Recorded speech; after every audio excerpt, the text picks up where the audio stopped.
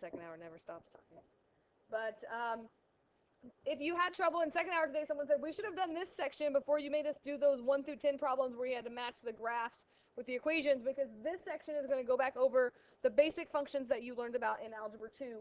This section is actually about 12 basic functions, but we haven't learned sine and cosine yet, so we're going to skip those two. So we're just going to do 10. And every section of your book tells you what you're going to learn about and why. I'm sure you don't ever read what you're going to learn about and why, but sometimes I like to share it with you. And these are things that we use over and over again, as you can tell from already what we've done in this class. I say, remember what this graph looks like, what would the domain of this be? These are kind of functions that we should be familiar with. In the old pre-cal book, this section was called a library of functions, and I like that idea that you have this little library in your brain, and you have this little file of functions, and it always makes me think of that SpongeBob episode with his brain and all the file cabinets. You ever seen that episode? And then it catches on fire. Anyway, that's what I think of when I do my library of functions. But I'm just going to give you a function, the name of it, a graph, and we're going to talk about the domain and range. If you feel really good about this and you don't want to graph every function, you don't have to. But definitely on your homework today, you're going to be matching graphs with equations, and you are going to be graphing some equations yourself. You don't necessarily have to make all these lines, right? Like if you just drew a graph and drew a line through the diagonal there, that's a pretty good identity function. You do want to be familiar with these names of the functions because I do refer to them a lot. The identity function is kind of just a special linear function in that it's just the equation f of x equals x or y equals x.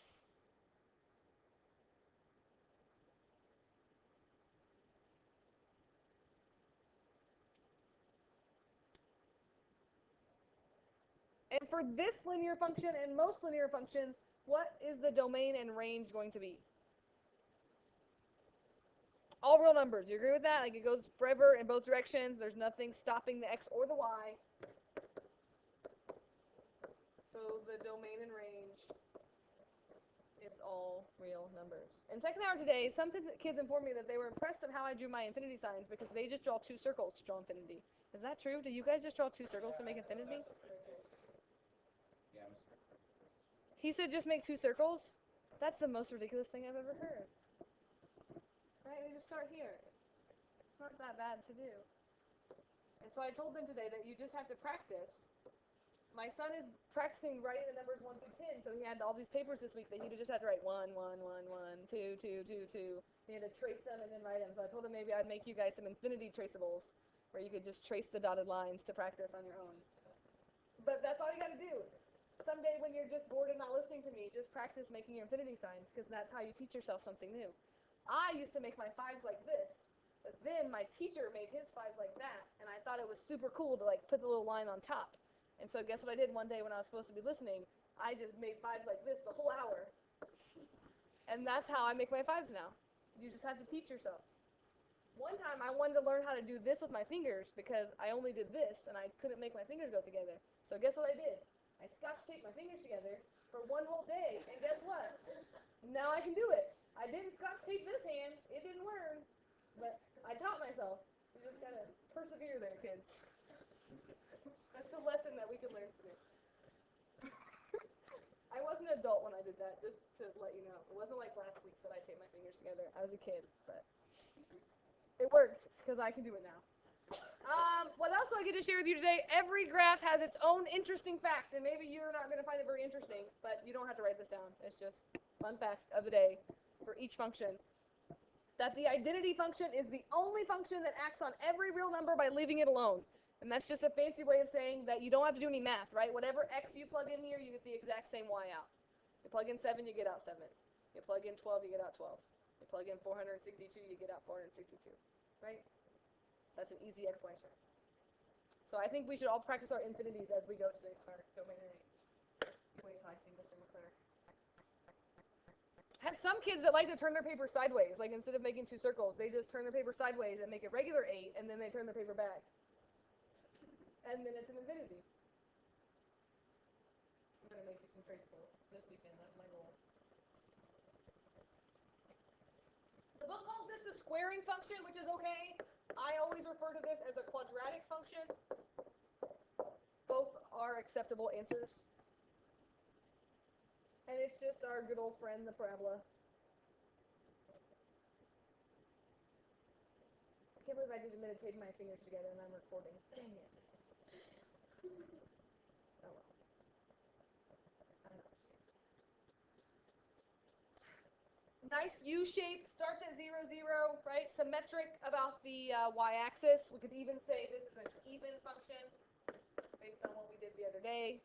And it is x squared. And then we can do a bunch of transformations to make that parabola move all around. But that is our basic quadratic function. What's the domain of the quadratic function going to be? All real numbers? All real numbers is always a great guess, even if you're not sure on domain, because most functions we deal with are all real numbers. But it is all real numbers, because you can plug anything you want into x, right? Domain is what can x be. There's no restriction, then the domain is all real numbers. What about the range on this one? Is it all real numbers? No, because that y definitely stops, and in this case, what would the range be? Including 0, right? 0 to infinity. Interesting fact. The graph of this function, called a parabola, which you should know, has a reflection property that is used in making flashlights and satellite dishes. So when you say you never use math, if you go home and watch satellite TV, oh my gosh, thank a mathematician. The lights go out, you use a flashlight, oh my gosh, thank a mathematician. Right? We need to make new mathematicians so that someday when you're grown-ups, that other people will have new math things to thank them for. So that's why we force math on you. All right, moving on. Cubic function. Cubing function is what the book calls it. I always call it a cubic function. Again, you don't have to make fancy graphs on this, but this is that S-shaped graph that I was just talking about from the worksheet that we did. This was my example of an odd function when we talked about those a day or two ago.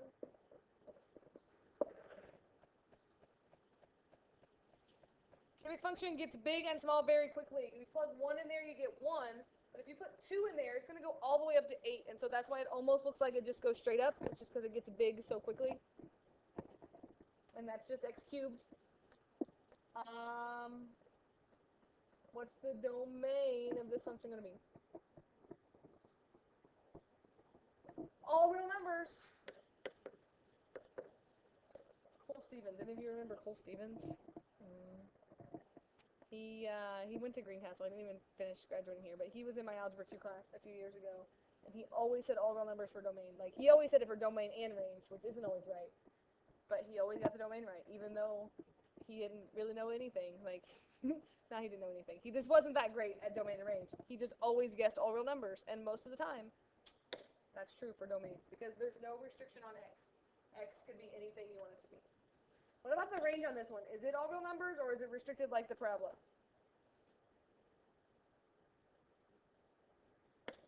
Is every y going to be used in this one? If this side goes up forever, this side goes down forever. Like a parabola was just all above the the x-axis. But this one's going to have all the negatives and all the positives. So I believe our range is also, oh, that's not a good infinity sign. All real numbers. Okay with that? Interesting fact, this one's not that interesting, but it's just a math fact, that this point right here is called a point of inflection, and in calculus, that's a very important thing for us, and that tells us where the graph changes concavity or curvature. We say this is concave down, and then it changes to concave up. That's just not an interesting fact. All right, moving on. What was that, number 3? 7 to go.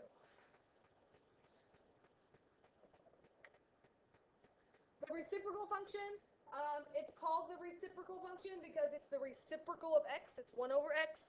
I tend to call this a rational function.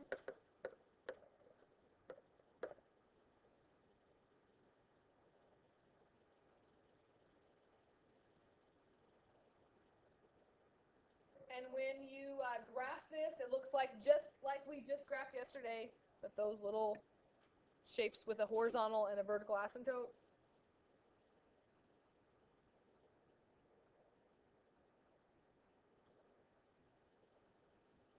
So since it has both a vertical and a horizontal asymptote, do you agree that the domain and range is not going to be all real numbers?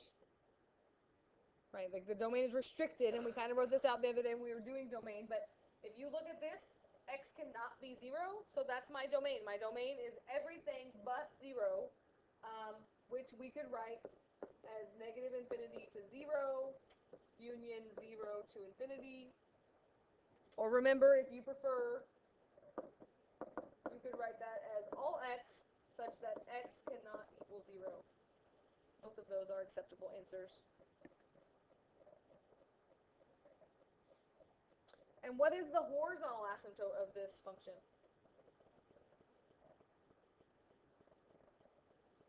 0, because the numerator is less than the denominator, so the y is everything but 0 as well.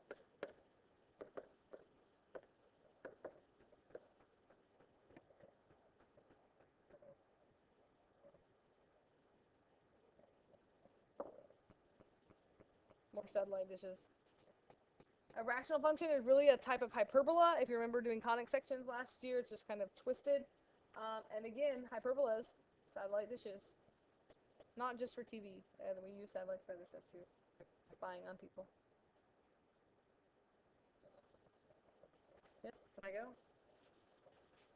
No. Square root function.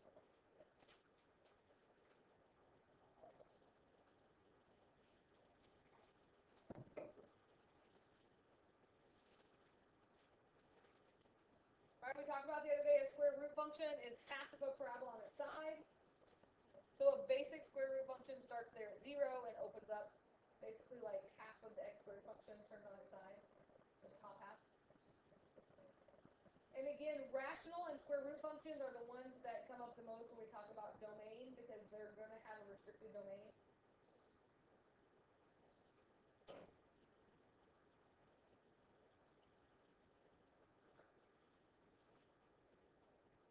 So what would the domain of this be? It's the smallest value I can plug under that square root. 0. And remember that you can take the square root of 0, so it's going to be from 0 on to infinity, so I would write that from bracket 0 to infinity. I saw you just make that infinity with 2 circles. You're not even trying. That's how my son used to make 8s, but then his teacher told him to make an 8, you make an S, and you close the gate. Maybe you should try that with your infinity signs, only you have to make a sideways S. Close the gate. He was very excited to tell me that. Make an S and close the gate.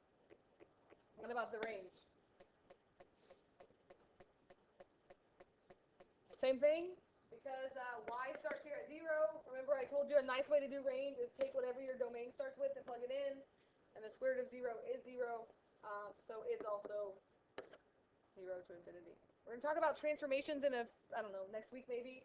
And right, if we made this negative, we could be the bottom half, which would make your range go from negative infinity to 0. So that can happen too. But these are the basic functions. I call them the parent functions. Oh, here's a good one. People like this one. Now everyone's going to stop doing their notes and play with their calculator. Take any positive number, doesn't have to be a perfect square, and keep taking the square root of it over and over and over again, and you will always get 1. It's true. They checked it out in second hour. It really did work, but I told them it's fact, not fiction, so it really does work. But there you go, standard function. Absolute value function.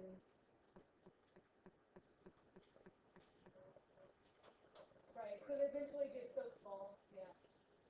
Then it's going to get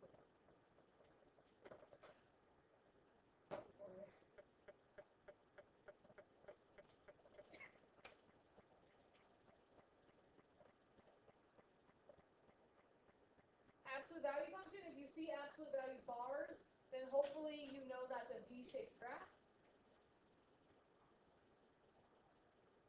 And again, it's really very similar to a parabola except for it's V-shaped because a parabola gets big pretty quickly, like 2 squared is 4, 3 squared is 9. But an absolute value, you just plug in 1, you get 1. You plug in 2, you get 2. You plug in 3, you get 3. So that's why it's more of a V shape than a U shape. I do want to note a notation here. Absolute value bars is how we've always done this. This book tends to use the graphing calculator notation. So ABS, that's how you graph an absolute value on the graphing calculator. There's this button, and you hit ABS, and then you type in the function. So if you see that in the homework, just know that you could write it on your paper with the absolute value bars around it. It means the same thing. Since this is very similar to a parabola, do you agree that the domain and range is going to be the same that we had on that quadratic function? The x can be anything. We can plug in any number we want for x. So that's going to be negative infinity to infinity. But the range is not going to be anything because remember, by definition, absolute value is positive. So the range is, again, going to be just like the quadratic from 0 to infinity. Not very interesting fact, but this is about the only function that we deal with that has a corner or not a smooth curve. Notice all of our polynomial functions are very smooth, curvy, no sharp edges, but this one does have a sharp corner. Okay, good with that? What are we on now? 7? 8? Oh my goodness. 6? Oh, 7. Alright. Remember these lovely things? Step functions from last year. This is actually a specific step function called the greatest integer function. And each one of those little steps is 1 unit long and 1 unit apart if you're trying to make a decent graph there of that.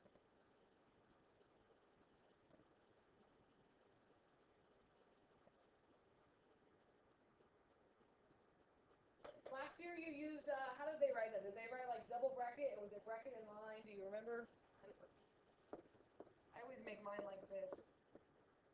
Like that. Do you remember that? Like that had the little double things in it. Again, the book uses the graphing calculator notation because you can actually graph step functions on the graphing calculator. And on the graphing calculator, they don't have this little symbol.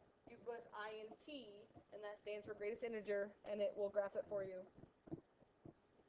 I don't think that app I told you about, the Good Grapher or whatever, I don't think it has the int button. I've not really looked for it, but I don't think it does. Before we talk about domain and range, I want to remind you why this is a step function. Right? Just like absolute value, whatever you plug into an absolute value, you get back a positive number. The greatest integer function is defined as whatever you put in here, you always round down to the next integer. That's the definition of a greatest integer function. So if you plug in an integer, you get out an integer. Right? If I pick 0, I'm going to get 0. That's all these filled in circles. If I put in 1, I get 1. If I put in 2, I get 2. But what happens is when you pick a number that's not an integer, like a decimal or a fraction, that's where you have to do this. So like if I had the greatest integer of 2.3, then that's going to say I'm going to round down to the next lowest integer, and that would give me 2. Right?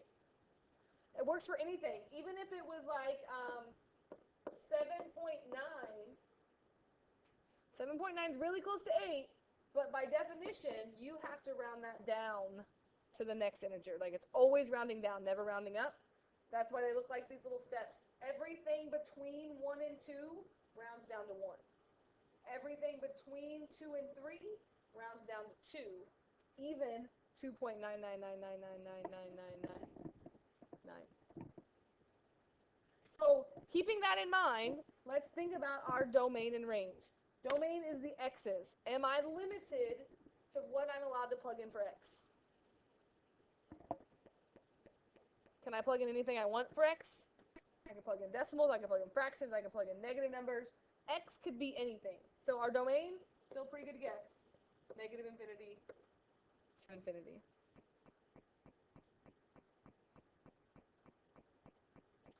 What about the range? What are the only type of numbers that I get back for my y values on this function?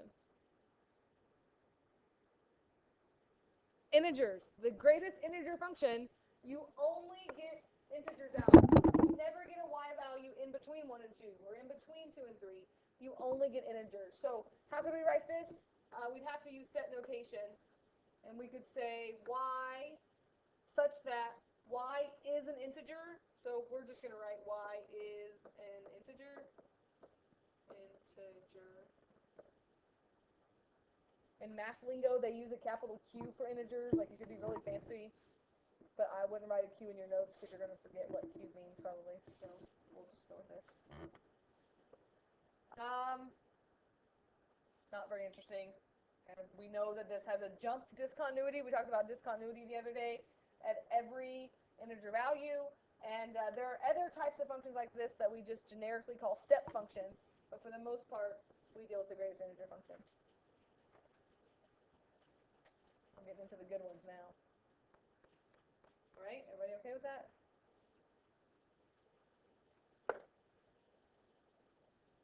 Exponential function. Yesterday, number 58, or whichever one was on your homework, that was like 1.5 to the x. That was an exponential function.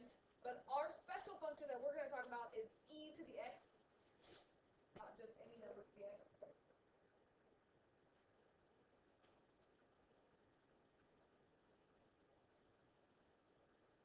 Remember that e is a number just like pi. It's irrational. It's like 2.74 or something, I think. It doesn't get as much attention as pi. But it's just a number. And any number to the x power is going to look something like this. We call that an exponential growth model, because as x gets bigger, this just keeps getting really, really big really, really quickly. And we talked about this yesterday, but if we plug in a negative exponent, remember that doesn't make a negative number, it just makes a fraction getting closer and closer to 0. So what do you think about domain or range on this? Anybody got an answer for either one of those?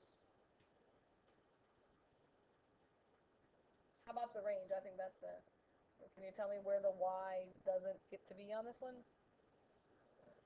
It's not going to get to 0. It's not going to include 0. It never gets to 0. There's nothing you can plug in there that's ever going to equal 0, that's ever going to equal a negative number. So what would that be? Parentheses 0 to infinity.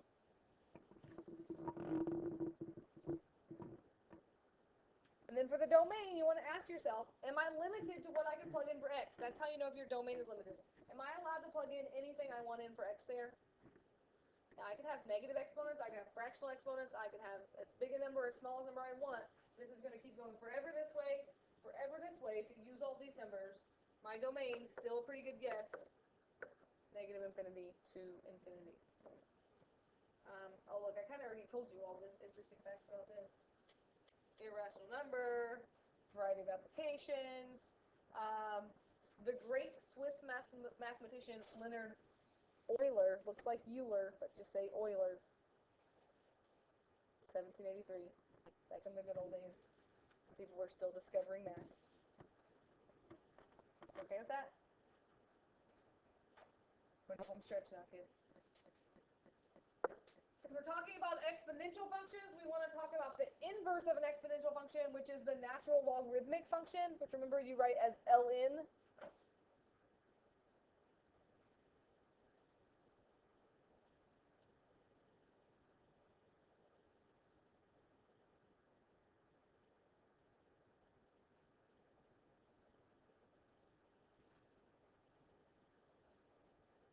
This really should have like an arrow going on it in both directions like that.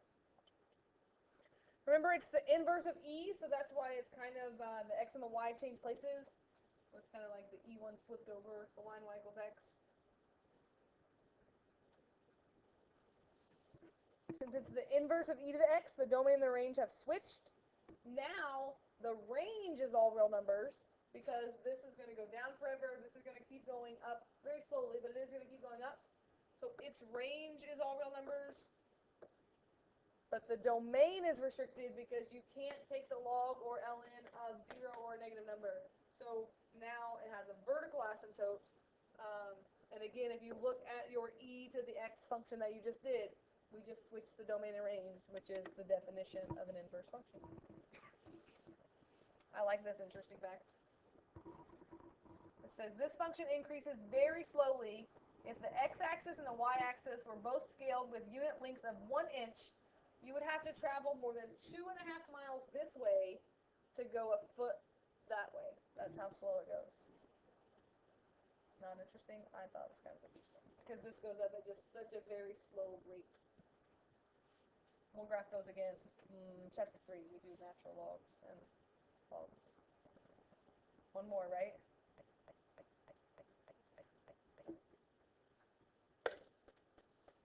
Logistic function. If you've taken biology or even AP biology, you've probably seen a graph like this in a problem. Maybe not worked on the equation as much as we would do in here, but you should see something like this.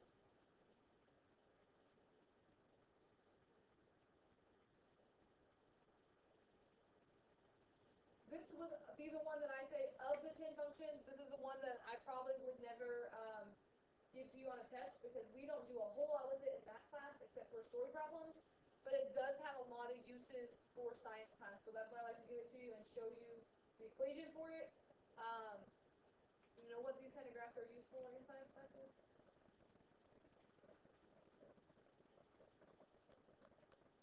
A lot of times it's used for like population growth, because notice the math part of it, there's two asymptotes here.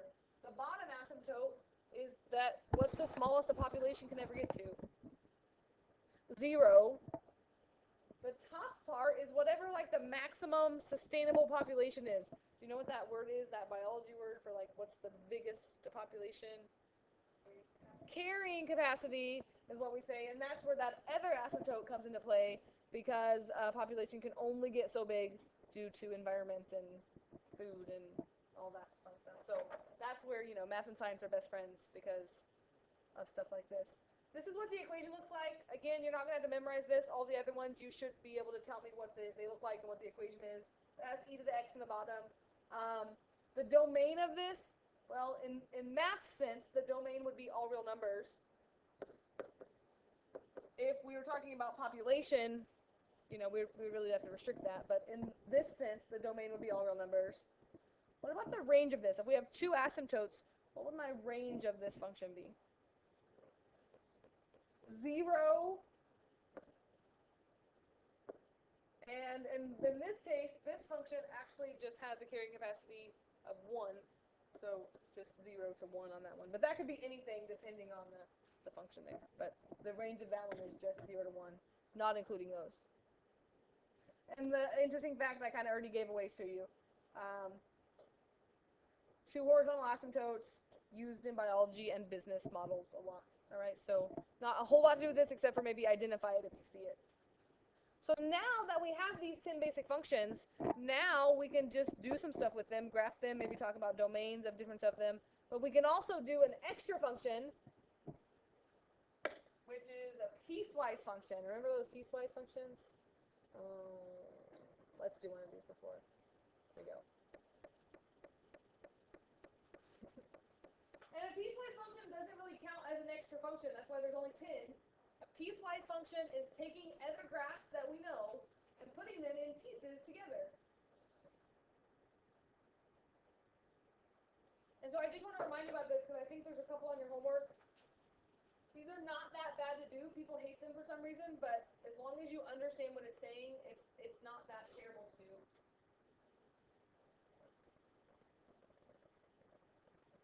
And if you take calculus next year, piecewise functions are a big part of looking at different equations in calculus. We don't graph a whole lot of them, but you want to make sure you understand them. Remember that they just give you the equation, and then they tell you where that equation is allowed to be on the graph. So this is like the restriction. This is the equation. Can you graph the equation x plus 1? What's a graph of x plus 1 going to look like? What shape of a graph is that going to be? Just a line, right? That's slope-intercept form. Maybe they might give you like a parabola to graph, but nothing too crazy are they going to give you to graph on this. And then they give you another equation, and then this is the restriction for that. So the way that I do this, and I think probably the way Mr. McClure taught you to do this in Algebra 2, is I tend to start with this. This tells me my graph is going to be divided up at -4. So I'm going to go to -4 on my graph.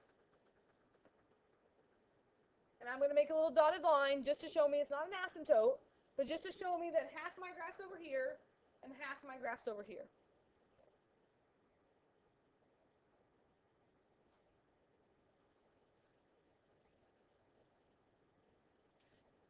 And then all you have to do is graph each part on the half of the graph that it's allowed to be. So I'm going to start with this half first because it's the side with the y-axis. That would be where x is greater than -4, right? And so where x is greater than -4, do you agree that's this part of the equation? So I'm going to graph that equation on this part of the graph. And I'm just going to graph my y-intercept of -3 and my slope of 1/2, up 1 over 2, up 1 over 2. But you have to go to that stopping point. So if you want to just draw it, you can. I think you should make points back to it so that you get exactly the right point. Instead of going up 1 over 2, could I go down 1, back 2, down 1, back 2, and I would end on that line. Greater than means it's not included, so we make an open circle there to show that it's actually not included at -4, and I just make that line. So instead of making the entire graph, we only get to make it to x is -4 and on the right side of that. And then I go back and I have to do the other side at x plus 1, and I have to do it just for this side. And there's a couple ways you could do this. The way that I used to always do it is I just still did slope-intercept form. Like I would say, oh, that's a y-intercept of 1. I'm not really going to make a point there because I can only make points over here. But I just pretended with my pencil. So instead of going up 1 over 1, could I go down 1, back 1, down 1, back 1, down 1, back 1, down 1, back 1? You follow me on that? And then someone said, why do you do that? Why don't you just plug in -4 into that equation and see what you get, and then you don't have to like make pretend marks on your graph? I said, oh, that makes sense. If I plug -4 in here, what do I get? -3, so I don't have to do all that little stuff. And then I could do my slope from there, and I could go, what would I be? Down 1, back 1 would be a slope of +1, and it would look something like that. Notice that a piecewise function is still a function. This still passes the vertical line test because one is an open circle and one is a closed circle, but it is still a function. So we do lots of stuff with those. How do you feel about that? Look at all that. That's my first example. You can go if you need to go. This is what you're doing on your homework today. You have to graph a little bit. What if I asked you to do this? Could you graph this? Graph f of x equals x plus 3 squared, give the domain and range.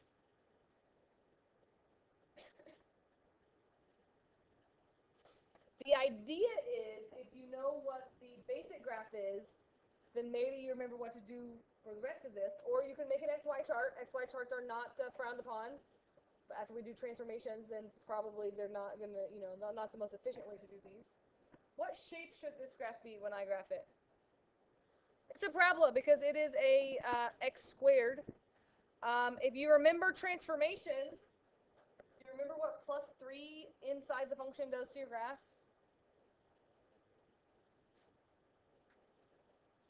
It moves it left 3. If you remember that, it's helpful. But if not, you can just make an xy chart, right? Like you can plug in,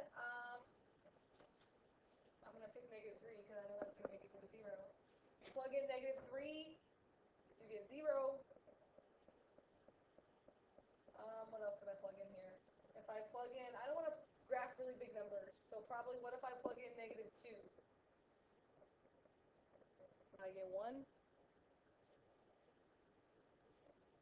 -2 plus 3 is 1 squared.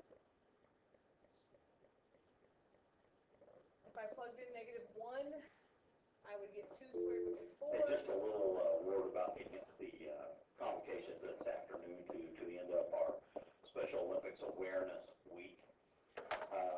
It's a very good speaker. I've heard him several times over my career. You're going to enjoy it. If there's should be a parabola, so you need the other side. And listen politely, you may go to the cafeteria during the convocation. We will dismiss after attendance next hour, and your teachers, after you take attendance, you're free to just dismiss your students. The high school will sit down below. The middle school will sit up above and fill the first row up, and start at the first row and fill up. Don't sit at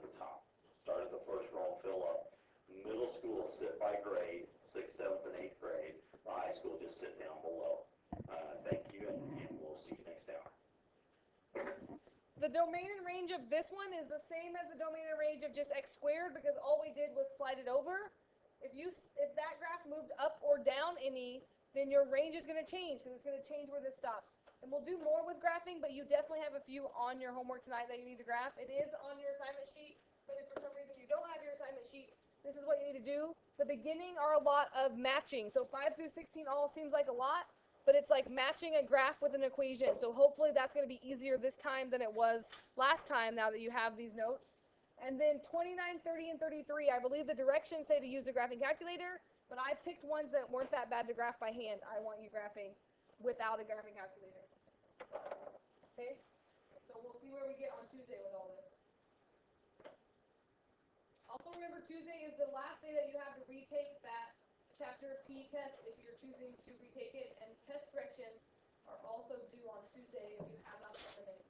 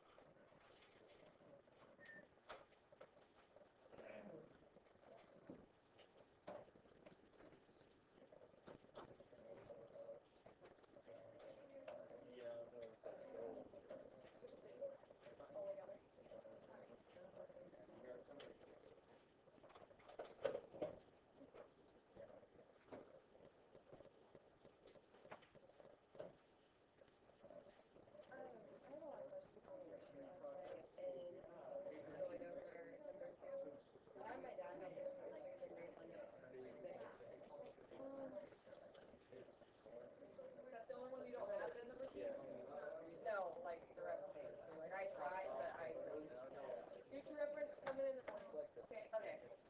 Come in and see me in the morning, but you have one question. Okay. Is there any way, could you like email me